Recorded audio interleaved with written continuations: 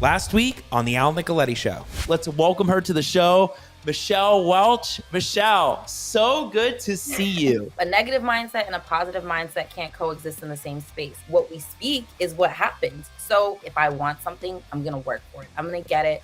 And nothing is off limits to me. When I really dug deep into productivity, it allowed me to see myself as a better mother. 30% of entrepreneurs go through anxiety and depression. How can we bring that number down? Productivity. You couldn't have said it any better, Michelle. When you commit to valuing your time, you have to value yourself. At the end of the day, nothing works unless you work. The rest is a requirement, not a reward. Being able to make the changes now is going to change your mindset later. And then that's starting to develop the habits. How you start is how you finish. You have to know what you don't want to deal with to understand what you are going to deal with. You have to make sure you communicate to people how you want people to respect your business. Gold right there. Michelle, you're the best. Thank you again so much for coming on. Thank you for having me. Yes, you dropped so much value for people out there. What's up, everybody? Welcome to Wednesday night, 9 p.m. Eastern on the Al Nicoletti Show. The show is live. Yes, for those that have been following me on the last week's journey, I've been going all around traveling to, you name it. I mean, I was here in Jacksonville, then I went to Palm Beach, and then I came back, then I went to Kissimmee, and then I'm off to Houston tomorrow. This show is live. It's crazy. What a wild week. And I'm so happy all of you have tuned in, and you're in for a treat tonight with the guest that we have on, because we are going to dive in on land. Land is a hot topic right now that everybody seems to be focusing on. So I can't wait for you all to watch this. Make sure you take out your pen, your pad. I'm taking notes. I think what's so important for people to do is really jot down some thoughts, some ideas. Ask your questions, and you know we love the interactive audience that's out there where you can ask away. You have the guest live where you can ask your questions and he can answer them live, which is perfect. So let's do this, and I'm ready tonight. It's really crazy that this is live right now. I feel like I'm a little sleep, but we're going to make this thing go, and we are going to rock this thing. So let's do this. Hey, everybody. My name is Al Nicoletti. I'm an attorney here in Florida, and welcome to the Al Nicoletti Show, where I bring on real estate super investors, rising rock stars, movers and shakers, and leaders of clubs in their community that educate, entertain, and inspire all things on Florida real estate, and bringing on people all over the country talking about real estate topics, big concepts, things that are real estate adjacent, things that are like in software and branding and Airbnb and commercial property and land and mindset and mind shift, productivity. I mean, you name it, that can help level up your business and take your business to the next level. That's the kind of people we want to bring on the show. And I think what is so important is having these people come on, explain where they have been in their journey, how they can show you what to do, and how to really break it down.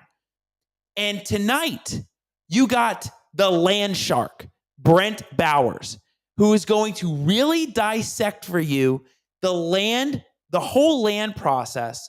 And he's going to really break down things about what's working in this market. Right?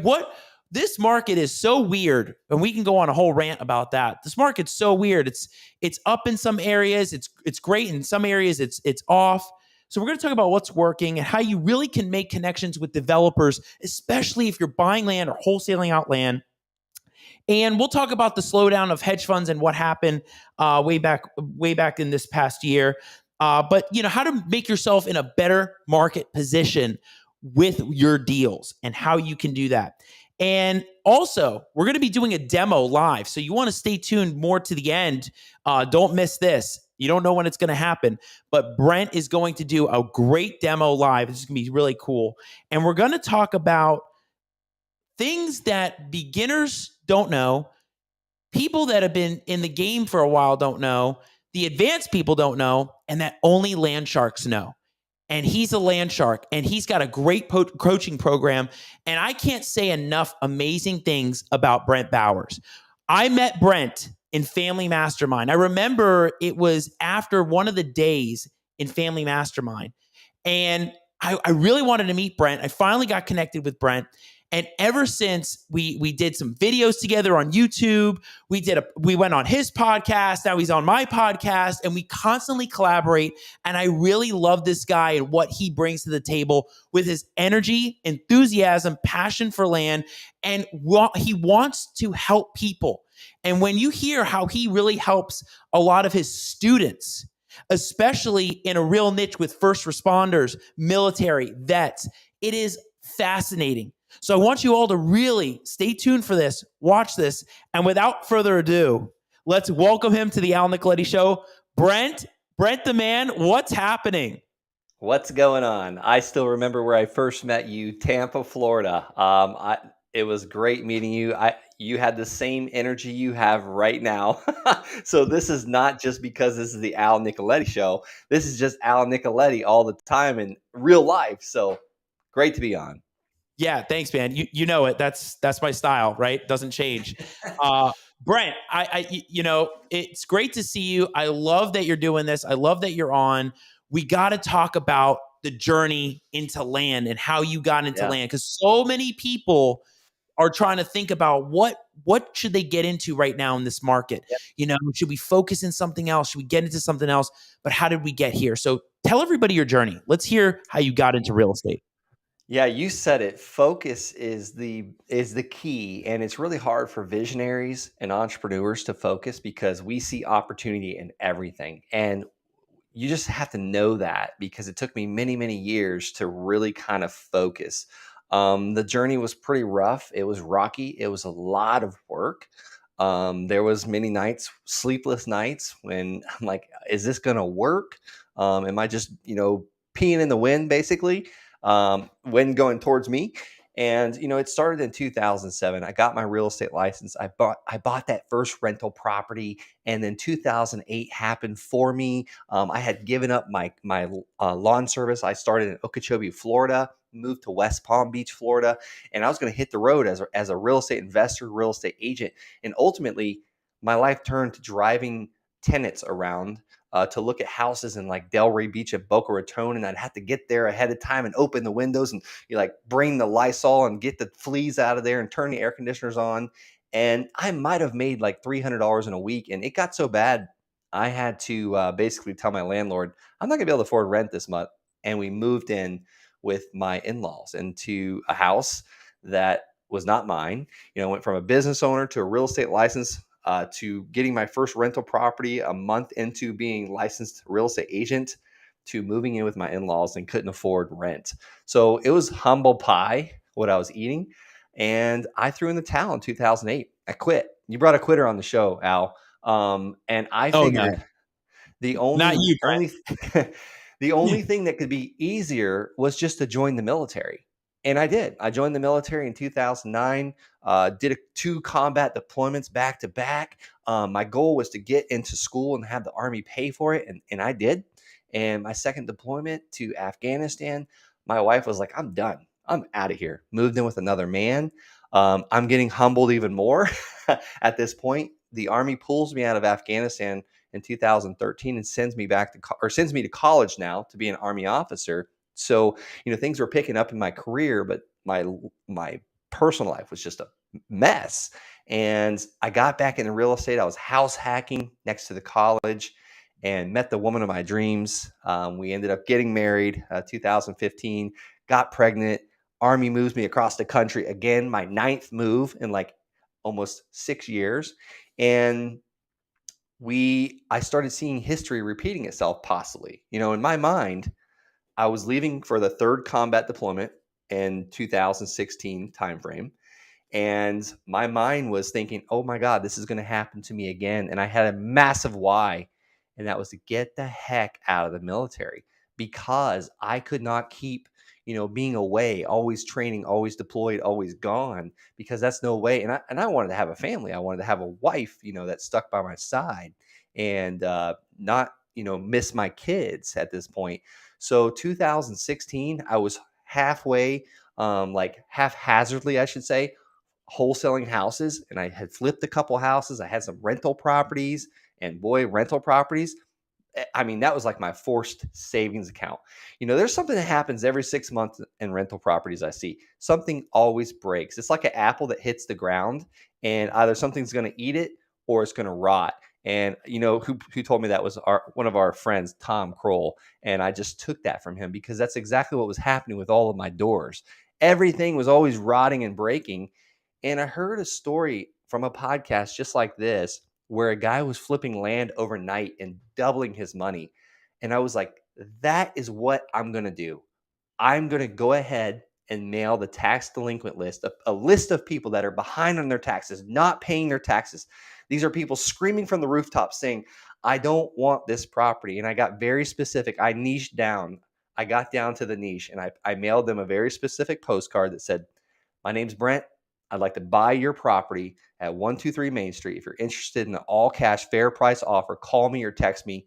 God bless you. And I mailed 687 of those handwritten postcards. They cost me roughly 47 cents each. It was a 3x5. I mailed the tax delinquent list, which I thought was a tax delinquent list. It was actually the county held tax lien list. This land was so inefficient. It was not accessible. It was not buildable. It was landlocked. It was garbage land, junk land that no one wanted. They didn't even pay the tax lien on it. Well, these people, it's like, throwing a worm into a hole that's drying up, a pond that's drying up, and these fish are starving. Well, they got my letter and my phone blew up.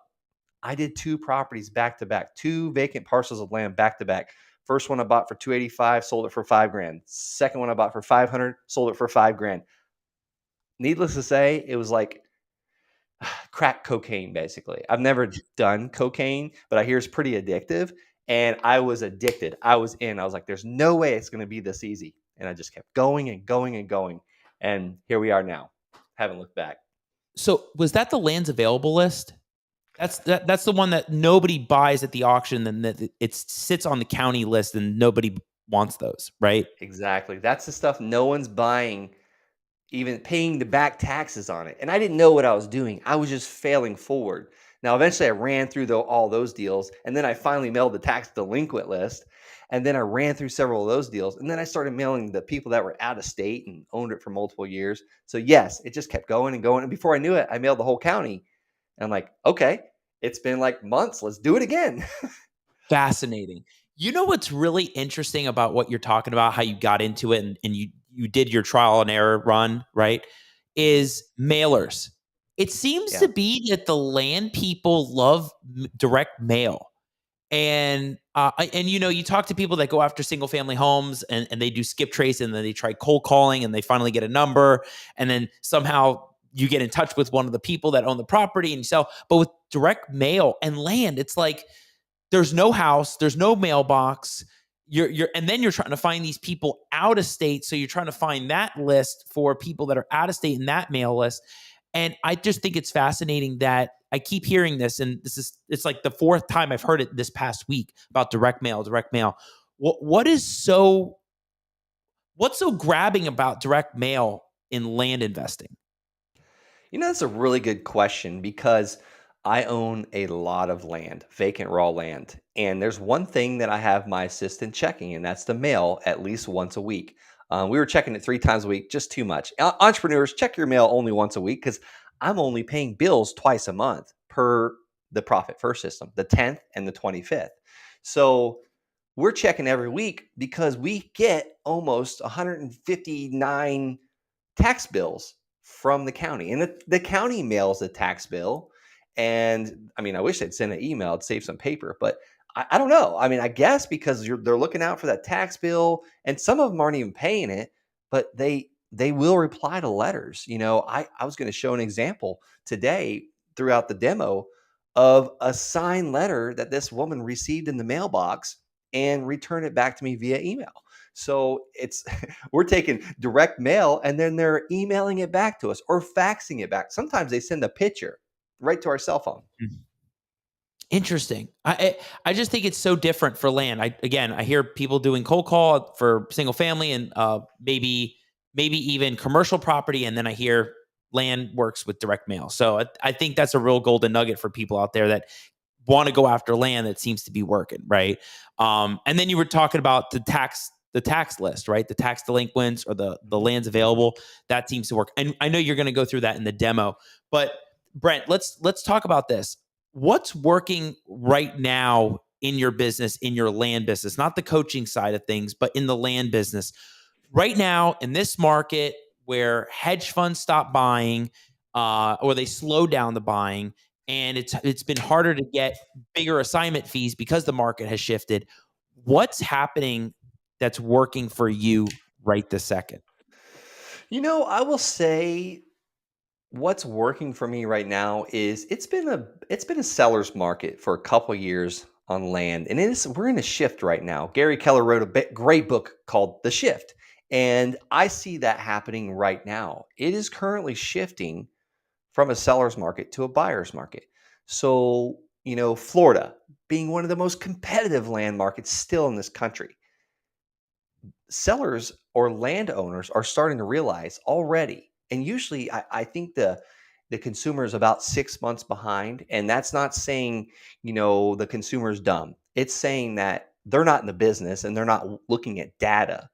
They're talking to their next door neighbor. But what I'm seeing right now is sellers are starting to get a little bit, I say more closer down to earth already. I'm already seeing it. So I wouldn't say it's a buyer's market yet in the land business, but I'm starting to see a little bit of flexibility. And I'm excited about that because for a while there, it was getting to where my mail was going up, increasing. At one time, I used to be able to mail 100 letters. And this is back in like 2016 when I first started. 100 letters, I would get a deal. Then it went to 300. Then it went to 400. And I got up to almost 1,200 letters. Now I'm back down to about 738. Hmm. So that's what I'm seeing. Less letters for one deal. Is there a type of land designation that seems to be hitting off more now, like infill lots or like just giant parcels, giant acres out in the middle of nowhere? Are there certain categories that seem to be more lucrative or eye-opening for developers to come in right now? Maybe they're going to build a whole community, or DR Horton's coming in, or Yeah, you I know. mean, DR Horton's backed out of a lot of their deposits, a lot of their contracts. I mean, I think let $34 million worth of deposits go. You can Google that. So I focus on the land that's inside the city and on the outskirts. For a while there, when I first started this, I was doing the land in the middle of nowhere. That stuff works, and you can get like 400% return on your money, 500, sometimes 1,000% return on your money, but usually it's smaller deals. I would rather mail an area, which I'll show an example tonight, at 5 or 600,000 and get it at 80 cents on the dollar and not quite double my money, but make a quick 20 or 30 grand. So I'm not really mailing the way in the middle of nowhere land currently right now. Have I done it in the past? Absolutely, because I was building up my passive income. So the passive income, the payments really works well on the stuff that's in the middle of nowhere and on just kind of the outskirts of town, like an hour away from like the city or the airport. That stuff is amazing for seller financing. The infill lots and the city stuff you're talking about, that's really the stuff to really build your bank account and get out of debt quick. Yeah, because people want to build over there, right? So there's like house, infill lot right there, and then house. So you want to get those types of parcels. And I see that all the time, like off some of the main roads. I'm like surprised that there's an empty lot right there. And you're wondering like who owns that? Or maybe the person's holding on to it because they know that after a long period of time, somebody's going to be really making a big offer, right? So Yeah, there's a million different reasons. It's crazy the reasons why people hold things. Sometimes they forget about it, believe it or not. yeah. And what was also interesting that we talked about last week was the fact that you're seeing more seller finance deals as opposed to Hmm. just straight transactions, right? The more of the creative financing on land, not houses, on land. Let's Yeah. elaborate on that because this gets into more of the advanced strategy of how you can do deals, not just the traditional way, the more creative way, but in this type of market, you're able to educate a seller that they can do a deal with you where they're making more on the long run on a deal like this and do it seller financing. Yeah, and break up those taxes too over the years rather than get hit right off the bat with a massive tax bill. Now, granted, talk to a CPA or an accountant for the better explanation on that, but you know, I'm seeing it more now than I have in the past couple years of sellers listening to the seller financing play, because it's at that point where it's starting to kind of go down a little bit. And this is totally one of those businesses. I mean, you could do this in a recession, you can do it in a downward economy, you can do it in an upward, you can do it when the real estate's going down or up. Because I'm really only looking at the past 30 days of comps. Sometimes you have to go a little further out, but I get very cautious when I'm going like 3 to 6 months or more than 3 months out, because then I just get a bigger discount, a bigger margin of safety. But what I'm going back to the question though, about what I'm seeing that more often, land, there's always sellers, there's always landowners willing to do a seller financing play because banks do not really finance land. And there's not tons of people walking around with 50, 75, 85,000 cash. So these sellers know this, that they have land. Most banks will not lend on land. That's why there's so much creative financing. That's why you can walk up to someone and say, look, I know you want $50,000. I can give you 20 cash, or I can give you about $40,000, but I'm going to have to pay it over payments. I can't give you the 50. There's no way. I'm not saying it's not worth that. I'm just saying I can't pay that. And that might take a few days for them to digest that pill. And it's probably not the first time they've heard it. Yeah. It's the education side of it that I've heard is the hardest on creative financing, of That's really right. getting it to a seller. Yeah, you're gonna have to have a few phone calls, and sometimes like FaceTime is amazing. Getting these sellers on a Zoom is amazing. Where most people fall short is they only, and my acquisition manager Jen, like she's a rock star. Like she tells me, it's like, look, this is not magic, Brent. It's just following up. I don't take it personal when they don't answer my phone 6 days in a row. But that seventh or eighth follow up is just gold. But here's where most people drop the ball on follow up is, why does it have to be a phone call? Why can't it be a text message? Why can't it be an email saying, hey, I know you were bringing, your whatever. Bucky was one of our sellers' dog's name. I know Bucky's going to the vet today to get his teeth cleaned. How did they look? Does Bucky's breath smell better? Like stupid little things like that. It's not, hey, just following up about your land you have for sale. No, hey, how's Bucky? And then also we got the power of this phone right here. Like send them a video. Like, hey, just wanted to check on Bucky. Here's Josie. She's over here. Her breath really stinks. She needs to go to the groomer too. Like actually leaving a video and being different, because they're not going to forget you if you act a little goofy and just have fun with it. And some of these people are like, they're just like tough, like cookies to crack. Just give them a good time, Get because more why personal. not brighten their day? More personal. Yeah. Yeah. Get more personal. And I love that feedback for people, right? Because a lot of times the acquisition teams are trained to just, get right down to it, find out what's going on, what's the follow up, are they interested, has their offer changed, has the position changed? And I like your approach with taking, I think you talked about that at family one time about the video or doing something, or maybe it was on the podcast, doing like just a video about, hey, just want to touch base with you on a more personal level. And so it just kind of feeds a little bit differently than it would just on a phone call, right? Or a Zoom. I'm sure that's more time consuming too, to do a Zoom call and try to find out like how things are going. But at the same time, if that means it's getting the deal, or it's really luring everybody in together to get the transaction done, it's going to be worth the time. And that's great. Brent, we're going to get to the demo, because I know people are going to be excited to see this demo. Like we're going to do he's going to do a presentation live on finding the land, what to look for, and all that kind of stuff. That's going to be really, really cool. So don't go anywhere. Talk to us about, especially in this market, building relationships with developers, building relationships with the buyers. What are some strategies that you'd use now to help really build those relationships or find where they are, so that you can continue scaling your wholesale business without worrying about, I got to keep this land. I want to be able to dispo it out. Yeah, I mean, I would say the easiest, fastest way that I'm doing it right now is I use batch leads, Brent. I just go to batch leads and basically I just pull that area that my land is in or the land that I just got under contract in, and I pull a list of cash buyers who has purchased cash in the last 12 months.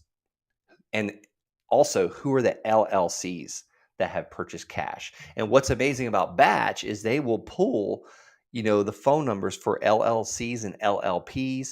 Um, and that's who I'm looking for. I'm not looking for, Al Nicoletti that just purchased one lot cash. You might have just had some extra cash and you put it into a lot. I'm looking for the guy that's purchased several in the last 12 months, or at least one in an LLC. And I'm going to call that guy and say, hey, I got 123 Main Street. It's a half-acre lot. It's already cleared. Blah blah blah. There's power and water on both sides. What are you looking for? I want to see if I can serve you in that. And or maybe just call. Sometimes the better conversation sometimes is, hey, I saw you purchase 123 Main Street. I come across land deals all the time. Is it okay if I reach out to you next time I have one?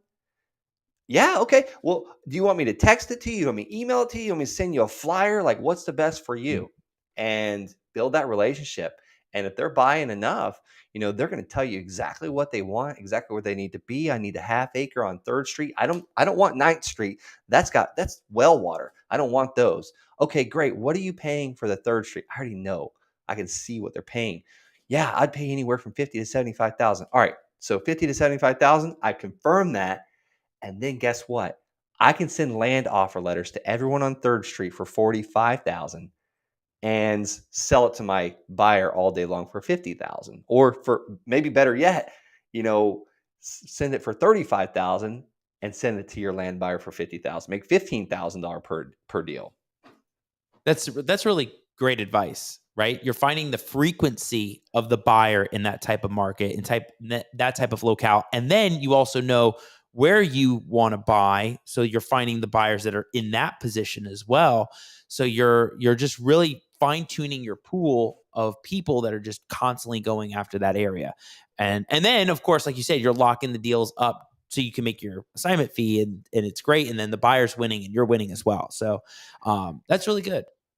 Yeah. Yeah, man. And it's Um, all about building a list of hungry, salivating cash buyers because every time we get a deal, we're also like, if that buyer doesn't buy this deal, he's going to hear about the next one. We're also going to put signs out. So we're going to build even more names and numbers, and we're going to put it on Facebook and Craigslist and Facebook buy sell groups because, guess what? Retail buyers, the onesie twosie buyers, they pay a lot more than the LLC does. right. Interesting. I see. This is why it really takes somebody like Brent to like be in this all the time to see these little things that can help. And I'm sure the beginners may not know. Maybe the more advanced people know this kind of stuff, but this is where scaling your business comes into play, right? It's not just doing your direct mail, but actually like strategically focusing in on that area. So that's really awesome that you talked about that. Um, we had a couple great questions, and Nathan, we're going to get to your question in Chris as well. Um, I think the land people are definitely watching. Um, yeah, they're watching. And one thing I talked about in the beginning is like, we're gonna make sure we talk about something that everybody doesn't know and only a land shark knows. But Nathan says, I get offers all the time for several single buildable lots in Springfield and surrounding area. How could I get closer to retail price? Yeah, I mean, the people that are sending you offers, they are probably land sharks, or land investors. Put that thing on the MLS, or if it's got an address, put it on Zillow. If you don't want to list it through a realtor, put it on Zillow. If it doesn't have an address, then call the city and see how to apply for a physical mailing address so you can put it on Zillow. But that's probably the best way. And also, here's a way I get full retail for all the land I sell. Well, not all of it. I don't seller finance all the land I sell, but it's seller financing. I figure out what it's selling for on Zillow and Redfin, and I put it out there. I put signs out there. I put it on the MLS with a realtor, a land specialist realtor, by the way. You want to go through Redfin and Zillow and see who's selling all the land around you. And if you're not seeing a pattern, then figure out who's listing all of it, because eventually they're going to be selling it. You want to list it with the land specialist realtor, but offer seller financing, seller will financing, seller will finance, seller finance. Put that all over the public and the broker remarks, as well as your sign. 3 acres, will finance, phone number. Interesting. You talked about land realtor specialists, like, realtors that specialize in land. Where did you find that again? How can you find So those? when I'm showing the demo in a little bit, I'm Okay. going to show you how I see the solds. But once you click on those solds, if it's on Zillow, it's like the yellow dots. If it's on Redfin, you're clicking on all the solds, and you'll scroll down and you're going to see who it's listed by and who it was bought by. And if you don't see a listed by and a bought by, that means it traded off market. It traded not on the MLS or with a realtor. But you're going to see most of that land has a listed by agent and a bought by agent. Just copy and paste that, put it on a Word doc, and eventually you're going to see a pattern. Bill Brown's the one selling all the land out here. Yeah, really cool. That's Nathan, that'll help you a lot right there. And then what Brent was talking about, seller financing. Chris said, curious, do you guys use all the different offer types, blinds or neutral, etc.? I use blind offers, and basically what blind offer is I send a specific offer, and I can show an example of that, for the exact amount that I'm willing to pay. Now, I do have a form of a neutral offer, and that's that handwritten postcard I talked about at the very beginning. That's my neutral letter. It's not an offer, but my blind offer is my letter with the specific offer, and then the neutral is my postcard. Cool. Let's do this demo, because I think there's so many things that Brent wants to show us, right, Brent? You really, there's things that it's hard to say and verbalize, but when you start showing and you can see these things on a map, it's going to help so much. So, Yeah. yeah, let's Mike, let's figure out how we he's going to share screen. I think this Yeah, I would can be do it right here. I already fantastic. figured it out. Yeah. How much time do I have? Where am I at on You're time? I need to know how good. fast I got to do this. Under 30. Under 30. All right. That's pretty fast. All right. So let's go. All right. So I don't say this to brag, but first thing I want to show is, let's see if I can share my entire screen. Yeah, he's going to share the All entire right. screen. So I don't say this to brag, but I just want to show how many times I've been paid today already. This is from my seller finance. 1, 2, 3, 4, 5, 6. One of these failed. This one failed. So let me just put that out there. Sometimes people's payments fail, and my program already, it collects a late fee. So let's see all right. So this many times today, 1, 2, 3, 4, 5, 6, like 10 times already today. Monday, Friday. So this is from land that we've seller financed, and it's really cool getting paid multiple times a day for land. Another kind of close look up at it. Let me see if I can share my screen again. This is how we track all of it through a program called GeekPay. If you want a free month of this, just go to easynotetracking.com. It's my affiliate link to get a free 30-day trial to this. But these are some of the notes that we have. Some are 4%, 5%, 9%, 12%, 11% interest. It shows if they're late, if they're pending, they're in grace period, and a couple late. I'm seeing more lates lately than I have in the past several years. Good standing. I've got about 74 of these notes. Let's move on to how I pick a market. Wait, Brent. Al, can you see my screen? Yeah, we can see it. Brent, why do you think that there's more defaults lately? Is it just because of the economy right now? Yeah, I'll tell you. I'm just assuming it's the economy. One of these buyers, you saw like all those lates. It was 4. It was actually a guy that purchased 4 parcels from me that just like disappeared on me all of a Mm. sudden. So I'm seeing more lates in these past 2 months than we have in years, and I just assume it's the economy. Mm. Once they're late for 60 days, we can technically take the land back. However, I don't want to, because there's no shortage of land out there. I'd rather do a loan modification for these buyers and get them back on track, because most of the time we're profitable already on this land, and it's a shame to take it from somebody.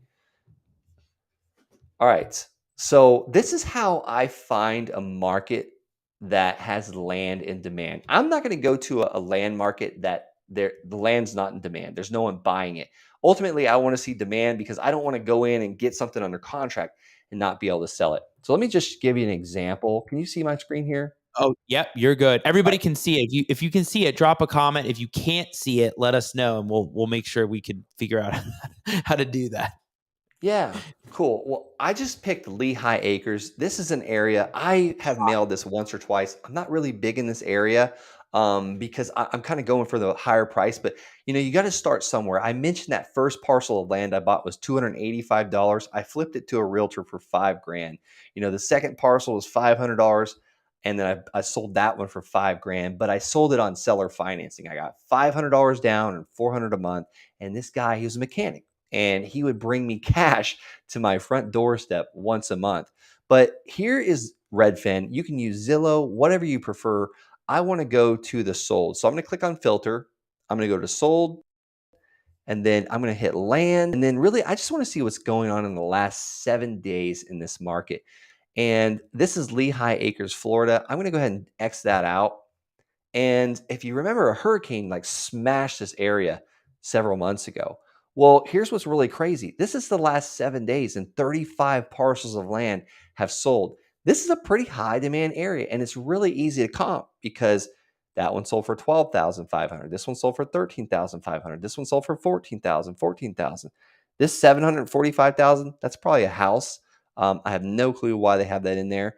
But this is pretty homogenous, and you can comp this fairly easily. And these are all 10,000 square foot lots. So if I was going for a seller financing play, I would probably start mailing these about 30 cents on the dollar. If I just wanted to flip for fast cash, I'd probably mail them about 50 cents on the dollar. I'm going to show you another area that I just mailed just yesterday, and I'm going to mail the second portion today. So let's see. And Brent, Westlake. just so you know, Lehigh Acres is just a really hot area. I mean, for land like Cape Coral, that whole area down there is just hot. Oh, you mentioned Cape Coral. Let's just show that because That's another one. huge. Look at that. 7 days. 7 days in Cape Coral right there. And take this out. Let's see. Let's see. Maybe there's another area that's even hotter. Northport. Let's just keep going. Yeah, nah. We'll look all over the place. But a little area I just took a liking to. And I'm not trying to send thousands and thousands of letters a week. So Westlake, nothing's happened in the last 7 days. But I was scrolling over last night. I found the market to mail, and this was Westlake. So what I did was I went to the past 6 months, and there's a little cluster. I'm not really trying to go 6 months out for comps right now. I'm really trying to stay within about 3 months because I think the market is going down. But that gives me some idea of what's going on in the past 3 months. Let's see if anything's sold in the last 30 days. Okay, one. So not the best area, but the reason why I chose this area is because I'm looking for the higher price lots because I don't have to get this lot at 50 cents on the dollar. I can get it at 80 cents on the dollar and make 100,000. So it's really right now I'm focusing on less deals, higher profit ranges, higher profit margins. So let's scroll in a little bit here and I'll show you the area I already mailed last night. And it was basically this right here. I'm kind of making a circle with my hand. And I found out by looking at the comps, I'm looking at the past 3 months of comps, and I took all of these comps. I clicked on every single one, and I wrote down the actual price that it sold for and the square foot. So this one sold for 558,700, and there's 55,484 square foot. So I made a little spreadsheet of that. So here it is, and there's the three that sold for the price. Here's the square foot. And what I did was I just took the average price by scrolling, selecting all of these, and then going to the bottom of that Excel, and it's telling me that the average price is 539,000 for this lot. Well, I put that right over here, 539,000, and then I highlight the three that sold, and now actually more sold, but I am microing these down. If you notice, I microed that area around the water, just that very small area, and then I'm microing it down to, okay, 5,400 square foot to about 6,000 square foot. And then the other two that sold, one was 7,500 square foot, the other one was 7,300 square foot in that area. Well, it's amazing when you take this average price divided by the average square foot, you see that they're trading for about $95 a square foot. And how did I get that? If anybody If I lose anybody, please stop me. I can slow down and I can break down this crazy math. But I took that from what's selling for in the square foot. So going back to that Excel, where'd it go? Here we go. All right, going back to that Excel, $95 a square foot. Well, when you get to the 7,000 square foot, I took the average price again, right here, and then the average square foot, and the average price per square foot is $79 a square foot. Well, that's a change. That's a huge change in the numbers. So yesterday's mailing, I took the average price minus what I wanted to make for profit, 20 grand minimum. I also built in for a realtor 6%. And then I also figured in my buyer's going to want a discount because when I put this on the MLS, when I sell this piece of land, I want this thing to be the lowest price parcel of land. And here's what's really cool about this area. These are what's sold. Let me show you what's for sale right now. Nothing. So we got a supply demand issue. Only demand, no supply.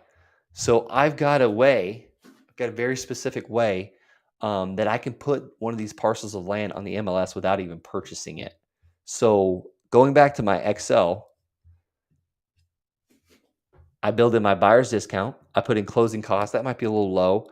And I took $539, subtracted all this, and it gave me an offer amount of $431,000. So I took 431 divided by 539, and that told me that's about 80 cents on the dollar.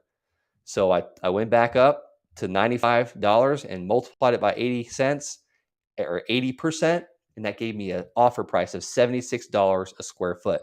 Well, did the same thing with the 7,000 square foot parcels that I'm going to mail tonight right in front of you. Same average price minus my profit, realtor fee, buyer discount. And that told me I need to offer about $63 per square foot. And they're selling for $79 a square foot. That adds up when you got about 7,000 square foot. So now I'm going to go and pull a list of this area of 6,000 square foot to 8,000 square foot. So how do I pull that list? I go to something called PropStream. If you want a 7-day free trial and you can pull 50 records, go to the landsharkslist.com. I'm going to go to Westlake, Florida. And then this is that area I was just at. So I'm going to zoom out and I'm going to use the little draw feature. And Al, tell me if I'm going too fast or tell me if I need to speed up. You're good. I think this is interesting because I don't do this. It's like finding different ways you can get into this niche. There you go. I'm going to use the draw feature. So there's a little small. I don't get too many of them. All right. And search. All right. There's 132 properties, 132 parcels of land in this little area I drew. Now I'm going to go to the filter. Let me make this a little bigger. Filter. And then I'm going to go to property characteristics. And then I'm going to select vacant land. And then I'm also going to select 6,000 square foot, 8,000 square foot. And this is going to be a very small number. I don't usually mail this small of list, but I wanted to finish mailing this because I mailed the 40 last night. So now I'm going to mail the remaining 14 parcels at the 7,000 square foot price. So I already pulled this list. You just select it and then you hit add to list. But it's already right here. I did this ahead of time because I was trying to save a little time. It's at the bottom here, Westlake, 6,000 to 8,000 square foot. And I saved that. Let me just minimize this. And that's for your mailers, right? Like you Yes. you found them, you like almost like a copy and paste, you put it in your CRM and then you're going to mail it out. Exactly. That's the next step. I'm going to mail these right now. So this is the list I pulled, and I made 2 little adjustments to this this Excel spreadsheet. So lot size, it came out with this. It's really cool because you pull this from PropStream. It gives you the actual lot size square foot. So I added this row and this row or column. I don't know if it's called column or row, but I added price per square foot. Remember, $63.77 that I got that from my Excel right here. $63.77 is what I'm going to offer. And it's going to be multiplied by the actual square foot. So I just did the equal sign, this times this, and it gave me $406,000. So this person is going to receive an offer for $406,000 on their 7,000 square foot parcel. And if they sign this thing and send it back, I'm going to make a pretty good chunk of change. So let's go ahead to my CRM. It's I still use worth it. Pebble. What's that? It's still worth it for that kind of price for you because you already know what the calculation is on the back end. You know you're going to get a buyer that's going to pay more than that. Exactly, because I'm going to list this thing for, let me pull up my calculator. So it's worth, the average is about $595 what this should sell for, 595,850. I'm going to list it for roughly minus 59,000 because I'm going to give them a 10% discount. I'm going to list it for 536. So here's what's really cool. I already showed there's none for sale in this area, but if there's two for sale and I'm the least expensive, it's land. Like this one has a pool, this one doesn't. This one has a hot tub, this one doesn't. No, it's vacant raw land. This one's got grass. This one has grass too. Yeah, let's buy the cheaper one. So that's how it works. It's that simple. Hey, so Brent, Jill, you're still there, right? You can comment. I know you're in the comment section. So Jill said, will this be available to watch again? It's so informative, but going so fast. I mean, there's a lot to cover. I totally agree. And I wish Brent could do like a whole, he has a whole thing on this. I mean, his coaching program and the course and everything, but I wish we had time to go through all of this. And maybe Brent, maybe we'll just focus on like the biggest things that they really have to know so we can really dive a little deeper on it. And we'll go like 110. But before we even go further too, Teresa, you're watching. She said, Brent, are you primarily doing lease purchase for your seller financing? For my seller financing, I will do it two ways. I'll do a contract for deed if they buy it through me and they don't want to go through a title company. If I list it with a real estate agent and we offer seller financing, then I just hold a deed of trust and a promissory note where basically I'm the bank, and that deed will transfer over, but I do require a much larger down payment that way. If they come directly to my office, they, say you find that the land that I talked about that we have in the middle of nowhere that we seller finance, I have quite a bit of that left. I bought a ton of it.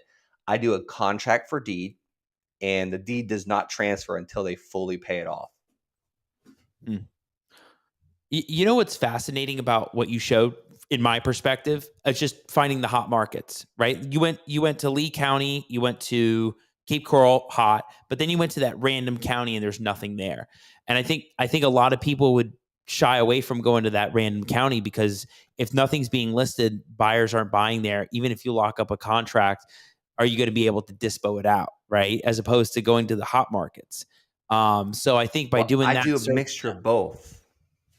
It's so, yeah, like you were saying, like it depends on the price point, right? It depends on the price point that you're going after. Does the deal make sense? So I think that's interesting. Okay, so let's keep it rolling on the demo because I think this is fascinating. If you all love this, drop a comment. We want to hear thoughts and keep asking questions, Teresa. We love it. And Jill, if you got time, stay tuned. We're not going anywhere yet. But Brent, do you just so she knows? Are there ways, or are you doing videos on explaining this? Yeah, you know what? I'll do something on my TikTok and I'll break it down on TikTok. I also have my YouTube channel. I don't really talk about this as much on my YouTube channel. I took a little pause from that, Al. So I will break it down on my TikTok channel. I'm going to do that next for my next video. Wow, TikTok. You can do it that quickly? Well, yeah, that's the thing. It's like 3 minutes, so it's going to kind of, pigeonhole me into that. But I also, this is not, this is not a plug for my course, but I break this down. I mean, it takes me almost 25 minutes just to break down what I'm about to show you in 3 minutes in the course. But I get it. Like we're on a time crunch here. So I apologize. I'm going so fast. I just know that we have to be less than an hour. Yeah, you're good. Keep it rolling. Let's go. All right. I already told you I mailed this. It was actually 2 days ago. It seemed like yesterday. So it was January 30th, the 4 to 6,000. So now I'm going to do Westlake 6 to 8K, 8,000. Save it. I'm going to pull that. So it's Palm Beach County. It's Donald Trump. All right. Let's pull that list. Desktop. Vacant land, Palm Beach County, Westlake, and then 6 to 8,000. Upload. All right, so this is where it asks me what I pulled it from. I pulled it from PropStream. There's only one little change I have to do right here, and I need to add my offer price. Offer price, remember that $460. I'm going to import the list. It's only 14. I like the mail a lot more than this, but I'm going to keep moving to the east, and I'm going to mail this whole entire area. All right, so activate campaign. I'm going to do my land offer letter. LOL. I'm going to send 100 a day. Doesn't matter. I do first class mail. I want that thing to keep forwarding until it finds it. Remember, I told you I moved like 9 times in a very short amount of time. I want to do double window. I want to verify that's my mailing address. And sounds good. Looks good. We're going to show you a preview of what it looks like. I'm sending a purchase agreement. My title company is ready for this agreement. All right, so there's my phone number, there's my fax, there's my email, there's my mailing address, my return address. It says I'm a buyer, and I just want to make sure it gave the right offer. There we go, 406 grand. They're going to sign it. They're going to put their phone number, their email, the dates, and I'm not signing this because I don't want to be held by this, because just like today, I actually made it too high of an offer on a piece of land, and I realized there was no road going to it. So I said, hey, what's the least you'll take? Because I really messed up on this. Well, it was for $34,000 in Indian River County. She replied back, and I can show you a copy of the email right here. Well, I don't think we have time for that, but she replied back, 15,000 if you buy it quick. So I'm waiting on my realtor to tell me if we can sell it for 15,000. So I verified that these look good. Activate. They're mailed. So that's how we send the purchase agreements and the letters. Going back to showing you what these look like when they come back signed. Here's one from today. Let's see if I can pull it up really And quick. Brent, just a question on that property that had no road to it. An easement didn't make any sense. Like trying to get it actually does have it does have a road. It was just never cut in. The county does have it as a road. It just wasn't cut in. So you would have to plow down some trees. So it's not really landlocked. What I'm going to do, there's a house on both sides of it. I'm going to go Right. knock on those people's doors and see if they want to buy it. Yeah. And here's what it looks by like. the way, you're showing Pebble. Is it a special thing for land or just property in general? Like, is it a CRM that helps with integration for direct mail and contracts? And then all of a sudden, like when you get the contract back, it notifies the title company? Because I've never seen that before. No, it doesn't notify the title company. I send this purchase agreement. This is the one I got signed back today for $34,000. She lowered the price down to $15,000 by just asking one little sentence in less than 12 hours. But I send the title company this purchase agreement. And what's really cool is when these people call in, I just go and I could put their information into my leads, my seller deals, and just search them. And it will pull up. It'll actually pull up the name and how many times I mailed these people, the prices I mailed them at. It's just absolutely amazing. And Pebble is more for land investors. Yeah. I think this is really cool. I hope people are learning and watching this right now, because I mean, you can learn something just by doing all these integrations. One thing that I was thinking about, and I wrote this down. Let's just say you pick up a lot of land. This has happened a couple times. Wetlands, environmental, right? The person that owns it wants to sell it, but then you got to do a perk test, or you got to do a wetland test, or you got to run it by the EPA, or I had a probate one time. This was a crazy story. I had a probate one time, and it was 4 probates because it went back to like the grandfather, and it was an easy 4 probates. To you, Brent, you're like, okay, what's 4 probates? But it was like one down to the other, down to the other, and then there were like 6 kids, right? In my world, it was easy, right? So I ran the numbers. It made sense for everybody. And then they had to wait for an environmental test to come back. And then all of a sudden, they had a green light. We filed all 4 probates. The very next day, they got a letter from the EPA that said it's like a portion of it was wetlands. So like, what do you do in your world when you get that kind of situation? Are you working with EPA? Are you working with the county to figure out how to maneuver around a wetland or environmental issue? Because those seem to be deal killers when it comes to land. Yeah, I'm not maneuvering around those. If there's an environmental issue, People ask me all the time, what land do you not buy? Environmental issue land. Now, if if it's got any issues whatsoever, like we back away from it. Now, wetlands, not a big deal. Not a big deal at all. Like, because you can see FEMA flood maps. You can do what's called a wetland study, an engineer study for like $2,500. I took 27 acres out in Florida and subdivided it into 3 9-acre parcels, and like 12% of it was wetlands. We just weren't allowed to touch the ditches. When you have 9 acres and 12% of the whole 27 acres is wetlands, not a big deal. Like, there's certain areas you just can't touch. And, then you have gopher turtles. You got to be very careful about those in Florida. You want to make sure that if you know about it, like, I would still buy and sell a piece of land with wetland and gopher turtles, but I would get a way bigger discount from the seller. Now, environmental issues, I don't care what the discount is, because that can come back to haunt you. Commercial land, you really want to run environmental studies. And sometimes it holds things up. Like, we're doing 14 acres in Tennessee, and we've got it at a smoking hot price, like 1/3 the value. But if it doesn't pass that percolation test, and for anybody that's wondering what a percolation test is, I love coffee. Like, the water has to go through the coffee grounds and the filter. That's percolating.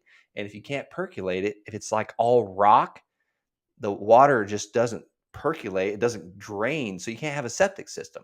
So that land will be absolutely worthless if we can't get a septic system, except for hunting and recreation. So I say it's worthless to a builder, but it's very valuable to that person that wants hunting land on that 14 acres. Interesting. And you talked about like the birds and the gophers, and I've heard about like the bluebirds, and like there's certain things, and like you got to be careful, right? In Lehigh Acres, I've heard things like one land may have a tortoise or a turtle that's endangered, and then the next lot of land has something else. So like you never you never just go into that deal without doing your due diligence to find out what's going on there, right? So those are a lot of little things that you have to pick up on, and that takes experience in getting into. Yeah, unfortunately, I learned a lot of that due diligence the hard way. I bought land with craters in the ground, and land that was on treasurer's deed that had clouds on the title for 9 years, little things like that. Always go and look at the land. If you are not near the land, then send a land specialist realtor, one that's very familiar with that area, the one that's selling all the land in that area, and ask, what am I looking out for? We're buying 18 lots in Hawaii right now.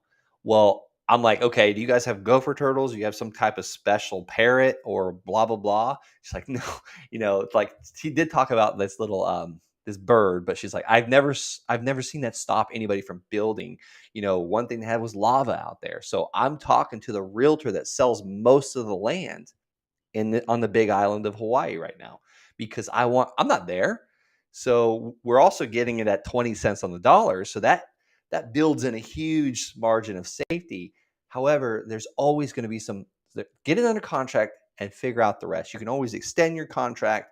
You can really just get the longest inspection period you can possibly get. And when people are selling land, they're usually not in a massive rush. Yeah, and another thing comes to mind with land. I had Carl Spielvogel on my show, and he talked about doing this in North Carolina, where he'll buy like 5 acres of land. He'll find some really like messed up parcel that either nobody wants or it's in a weird spot, and it's 5 acres and they don't know what to do with it. He'll buy it and then he'll subdivide it. So they'll go to the county, or they'll figure out either how to rezone it, right? So what are some things and strategies you can talk about where you get that kind of parcel, and maybe it's zoned for mixed use, or it's zoned for commercial or residential, and you need to either rezone it or get some kind of variance on the property to do something there. And at the same time, if you want to subdivide it, get into that kind of world. Yeah, I do not really deal in that. I've done a couple subdivides and that's it. And when I say a couple, I mean two. I'm not the expert on subdivides. I don't change zoning. There is one parcel that I own that we're changing the zoning on. I haven't done it yet successfully. We have a commercial property changing it down to residential zoning for a couple of reasons. And maybe we won't change it because now we just figured it out. It's an SBA zone, a hub zone in Colorado Springs. I got 3 acres in Colorado Springs if anybody wants it. But that's not my specialty. I really don't change the zoning. I don't touch the land. I don't put culverts on it. I don't mow it. I really want to keep it. I want to be in and out, or buy it and sell or finance it and let someone else put their dream on it. Yeah. I just know that option's available for people that, yeah. They'll split it and they'll have 10 lots. And then a developer wants to come and it's like a little house community right there, right? So yeah, it's huge. It's huge money. And I'm probably leaving so much money on the table. But I just know I stick to my lane. Entrepreneurs, we see so many objects and so many like shiny things. And it's like, oh man, we could do that too. And anytime I do that, I get away from what's really working for us. Yeah. I know you have to focus in your world and what you do, and you love doing that stuff. So that works. Chris said, if you're looking to flip the $530,000 lot, are you able to list it before you buy it using equitable interest? Quick answer, yes. But I make sure the seller knows exactly what's going on. There's a special thing we have to put in our contract, basically, that we can market it, put it on the MLS, and do all these things. But usually that takes a little longer, so we need a longer runway for that to happen. So I'm available for either or. I can buy it, or I can throw it on the MLS with my realtor if the seller's cool with it. And most of the time they are, but sometimes they're like, absolutely not. You need to be the one buying this, or one of your partners if I'm going to sign that contract. So yes, answer's yes, Chris. You can do that with equitable interest. My big take from Brent being on right now is there's so much to cover, and I could see it like vibing off him about there's so much to cover in land that we can't even get to right now. And I think this is the perfect point where if you want to connect with him, this is where he's going to tell you how to connect with him. He's got a program where he teaches people on land investing, helps so many people out there. Is growing his coaching program so you can scale your business and you can learn more about this, because this is a great topic, especially if you want to pivot in this market. So Brent, I want everybody to know, where can they find you? How can they get in touch with you if they're interested in getting in touch with your coaching program and learning more about this and JVing with you on deals and diving into the land stuff? How can they get in touch with you? No, definitely thank you, Al, for saying that. And you're right. The problem is there's so many exit strategies with land. There's so many ways you can do it. And like I do a support call every single week with the Land Sharks on Tuesday. And we're sometimes on there 2.5 hours, just hearing wins, sharing wins, celebrating deals. I've got my victory bell. It's too late to be ringing it at my house right now because my wife will be mad. But it's all about wins. And there's just so many exit strategies, so many buy strategies. But to answer the question, you can find me. Obviously, I appreciate you guys putting me my Facebook link and my Instagram link. I really try and answer all messages. But if you want me to hold your hand and show you how to build a land investing business that will serve you, your family, and others, then head on over to thelandsharks.com, fill out the application, schedule a call, and I'd be honored to walk you through this and coach you. Yeah, and I've actually been in many mastermind sessions with Brent in small groups when he's talked about what he's looking to help do for a lot of people, especially working with the military vets, first responders. Really interesting world that he's in, but he wants to help people scale their land business. So if you're really interested in this, you got a little glimpse of this, and a glimpse of also, if you didn't even know how to really start finding out where the hot markets were or where they're happening, a great resource. You got to go back to the demo, which is great. So Brent, if I wanted to, we could go 3-4 hours going over this stuff, but I definitely want to leave it on the high point and the high note on really diving into this and how you literally are just scratching the surface with the opportunities that are out there, and what makes you different in the land investing business by being the land shark and knowing where this stuff is and having the integrations and the processes and systems that you showed, like Pebble, and being able to do mailers instantaneously off a lead list after filtering it and knowing how to find the buyers. I think that's a game changer for people. And I think we didn't even have to go through it. That's what makes you different in the land game, right? Just having those integrations and having the knowledge of getting into it. So just want to say thank you. Thank you for coming on. Thank you for showing us just even the glimpse into your world, which is totally not my world and totally not a lot of other people's world. So we love diving in on that kind of stuff. So really want to just say thank you for coming on, and we got great questions tonight. Appreciate it, Al. It's been a good time. Yeah, man. I'll be seeing you soon. I want to hear more about where you're speaking and where you're going and where you're going to be teaching this stuff, because people really need to know. People need to learn this stuff. Will do. All right, man. I'll be seeing you soon. All right. See you later. All right. Have a great night. So there's no way we could go through a whole 3-hour demo tonight, but I wanted to show you a glimpse into Brent's world of what he knows, what he sees, and the opportunities that are out there for you to be able to see where the hot markets are, the cold markets are, doing a detailed analysis of price points, even if it's a cold market. Right? So a lot of people would just say, nope, we're not going there. Brent's still going there at the right price. So I think that a lot of people that are interested in land, really check him out, check out what he's able to do, check out his videos. He posts a lot of stuff on YouTube and doing stuff on TikTok, but I really wanted to bring Brent on here because land is a hot topic. And I know a lot of you out there like talking about it. I know Teresa, I know the Land Profit Generator group's in it. I know the Land Method group's in it. I was just with Nathan at the mastermind that I just went to. So I wanted to show that to you. I hope that was helpful. I know we went a little fast on it, but it was just enough for you to see. So I took notes. I mean, there's so many things we could probably go through tonight, but I want to take notes, give you a glimpse, and I just want to say thank you for the questions, Nathan. Awesome. Chris is asking a lot of questions. Chris, what market are you in? Like, let us know. We'd love to know what markets everybody's in. And Jill, you definitely want to check them out. In the video, you can find it on the Al Nicoletti Show under YouTube.